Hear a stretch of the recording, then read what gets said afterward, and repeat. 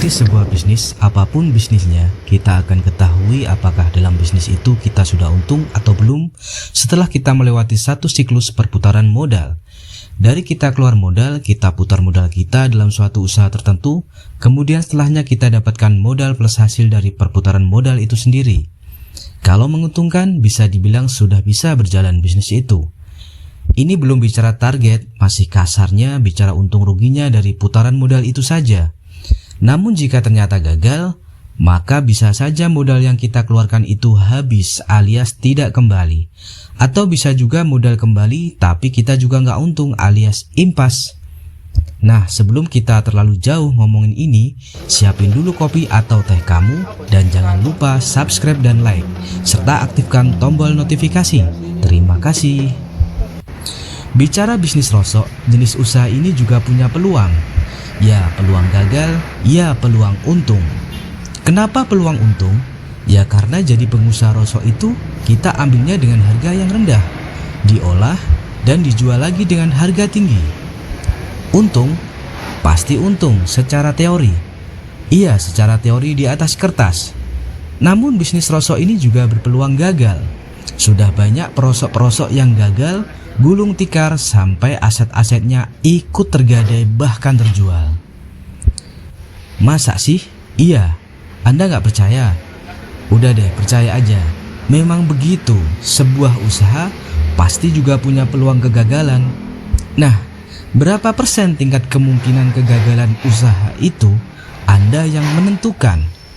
Bisa sampai 100%. Bisa kalau Anda nggak ahli dan Anda mengerjakan sesuatu yang bukan bidang Anda tanpa Anda mempelajarinya terlebih dahulu. Atau Anda serahkan usaha ini untuk dijalankan kepada orang yang juga nggak ahli. Nah, yang seperti ini jalannya di awal itu kelihatannya enak, tapi endingnya nyesek juga. Tinggal tunggu waktu, lalu boom, bangkrut deh. Jadi catat ya, jangan sekali-kali memulai usaha ini hanya dengan bermodal nekat. Ini nggak bisa. Untuk ngerti usaha rosok ini, kita harus terjun langsung ke lapangan. Pengawasan harus 1000% kalau Anda nggak mau bangkrut. Ya, pengawasan karyawan, sistem gaji karyawan, pengawasan barang, penyusutan barang karena timbangan, operasional, dan lain-lain. Nah, kalau diamat-amati ya, bisnis rosok ini sebenarnya cepat banget ambil untungnya, tapi juga rentan kerugian. Kalau secara teori dasar gampangannya, di atas kertas bisnis ini pasti untung, tapi ternyata secara faktualnya banyak faktor XXX-nya yang bikin usaha ini bangkrut. Ayo kita kupas satu persatu. Tadi di awal sudah saya singgung sedikit ya, bahwa menjalankan bisnis ini kita harus terjun langsung di segala medan. Ya di lapak, ya di medan lapangan. Bisnis ini harus kita sendiri yang handle. Bukannya kita nggak mau percaya sama SDM yang ada, tapi lebih bagus dan pasti lebih bagus lagi hasilnya, kamu jalanin dulu dengan sistem kendali penuh. Jadi catat, yang nomor 1, sistem kendali penuh. Kamu harus turun sendiri ke lapangan, cek kualitas barang, barang sesuai atau tidak, barang basah atau kering, cek kecocokan timbangan, cek harga deal barang rosok, cek biaya operasional bahan bakar, cek dan recheck lah pokoknya. Alasannya adalah bisnis ini rentan kecurangan dan keteledoran. Yang kedua, keputusan di tangan bos. Boleh saja kita punya karyawan pintar dan pengalaman, namun ingat, jangan sampai karyawan terlalu memberikan arahan seperti ini dan itu. Segala aspek harus kita sendiri yang pertimbangkan, apalagi menyangkut penjualan barang. Jangan sampai ada bisnis di dalam bisnis. Itu bisa membuat kerugian bisnis kita. Terkadang karyawan lebih banyak channelnya daripada kita sendiri, karena dia punya pengalaman dari bos A, bos B, bos C, dan seterusnya. Namun karyawan mode seperti ini, walaupun dia pinter kerjanya, kita tetap harus mewaspadai. Intinya keputusan ada di tanganmu, bukan karena tekanan pihak lain atau anak buah. Percaya atau tidak, beberapa tukang rosok yang juga mengalami kerugian besar ini karena meremehkan soal ini, yaitu karyawan pintar dalam tanda kutip. Yang ketiga, rencanakan anggaran sumber daya manusianya. Terkadang Usaha belum jalan kita sudah merasa tidak percaya diri. Lalu kita ambil tenaga sumber daya manusia tanpa perencanaan yang matang. Job desk-nya amburadul, kita juga belum tahu penghasilan yang akan kita dapatkan itu berapa. Baru hanya sebatas teori saja, belum mencoba praktek. Nah, ini menurut saya kesalahan fatal, karena nanti bisa timbul kerugian. Alangkah indahnya kita mulai start dengan sumber daya manusia seminim mungkin jika memungkinkan. Ketika kita berkembang baru kita tambah sumber daya manusia sesuai kebutuhan usaha kita. Yang keempat, sistem gaji borongan dan harian. Menurut saya, sistem penggajian karyawan sangat layak diperhatikan. Pada bisnis rosok, karyawan dibayar berdasarkan hasil, sama seperti di pabrik, karena rosok itu intinya timbangan. Kita ambil rosok timbang, jual juga timbang, tolak ukurnya di situ, dan kita bisa gaji karyawan berdasarkan selisih harga yang sudah dihitung dengan matang. Yang kelima, pelajari dan patenkan target Anda. Ketika Anda mulai bisnis ini, target Anda harus disusun per tahun, bulan, minggu, bahkan hari.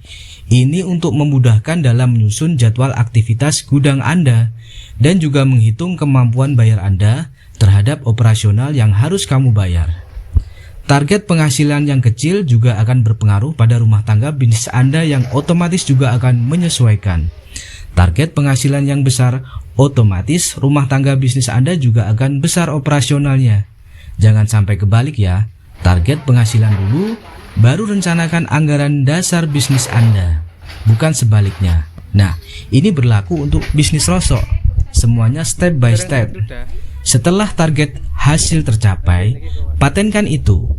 Kenali paten penghasilan Anda selama beberapa waktu berjalan, bisa 6 bulan atau 1 tahun. Nah, lalu ambil langkah selanjutnya untuk mengembangkan usaha jika dirasa ada peluang untuk mengembangkan. Mungkin Anda mulai membeli pick up atau menambah karyawan dan lain-lain. Yang keenam, jangan terburu-buru kredit. Nah, ini penyakit ya. Sebaiknya ketika awal usaha kita jangan terlalu terlena dengan hasil yang belum paten. Seandainya kita butuh pun kita masih bisa mengkondisikan lah. Kita kondisikan semampu kita, jangan terburu-buru untuk membeli dengan kredit yang akan jadi bumerang buat usaha kita yang baru merintis. Yang ketujuh, update harga pabrik secara kontinu. Nah, bisnis ini berpatokan pada harga pabrik. Karenanya kamu harus rajin-rajin update harga setiap hari. Kemungkinan harga naik atau turun kita harus tahu, karena bisnis rosok ini harganya senantiasa bergejolak. Tergantung juga dengan kebijakan pemerintah pada pasar ekspor impor luar negeri. Intinya bisnis ini mengandalkan pada momen. Pada waktu-waktu tertentu harga akan naik dan waktu-waktu tertentu harga bisa saja turun. Nah, jika kita tidak update, siap-siap menanggung kerugian karena penurunan harga. Yang kedelapan, komunikasi itu penting. Bangun komunikasi yang baik dengan pelanggan Anda. Berikan pelayanan dan buatlah pelanggan Anda percaya Anda. Tentunya dengan kejujuran dan komunikasi yang Anda bangun. Bisnis rosok itu sebenarnya win-win solution. Kita tidak bisa menang sendiri. Ibarat kita menang hari ini, besok kita nggak bisa dapat barang. Begitu aturannya. Nah, karena bosnya itu yang punya barang, dan terlebih karena kita bukan sekelas pabrik yang ambil dengan harga tinggi, kita tidak bisa memonopoli barang. Sehingga barang akan terus menggelinding kemana dia mendapatkan harga tinggi. Kita hanya berusaha memperkecil kekalahan jika ada penurunan harga pabrik. Yang kesembilan, hindari harga yang tidak masuk akal atau hindari perang harga. Jadi langkah strategi selanjutnya agar kita tidak merugi, kita bisa menghindari barang-barang yang tidak masuk akal harganya. Seringkali pelapak-pelapak tertentu menawarkan barang dengan tonase yang banyak sekali, tapi harga juga sudah kelewatan banget. Atau biasanya akibat perang harga barang jadi kelewat mahal. Nah, yang seperti ini boleh deh kita skip atau kita hindari. Dengan catatan boleh kita ambil kalau masih ada margin. Tapi ingat, angka-angka penyusutan yang mungkin terjadi karena faktor timbangan, faktor barang basah, barang tercampur kotoran, dan lain-lain itu harus tetap diawasi.